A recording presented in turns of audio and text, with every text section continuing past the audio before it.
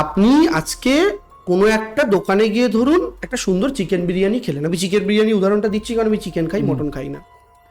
তো ধরুন একটা কোনো ভালো দোকানে গিয়ে আপনি চিকেন বিরিয়ানি খেলেন। কালকে আপনার বন্ধু বলল যে আরেকটা দোকান আছে, ওই দোকানটায় বিরিয়ানি খেতে নিয়ে যাবো, চল।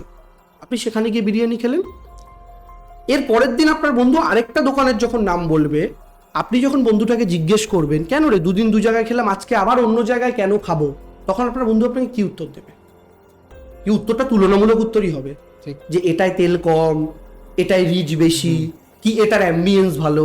তো এটার অ্যাম্বিয়েন্স ভালো মানে তুলনামূলক ওর থেকে ভালো, এটার তেল কম মানে তুলনামূলক ওর থেকে হেলদি।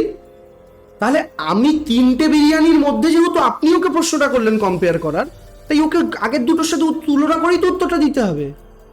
আপনারা বুঝুন, আমরা যে টেলিভিশন ডিবেটে বসি, আমার উল্টো দিকে রয়েছে সিপিএম, আমার উল্টো দিকে রয়েছে বিজেপি।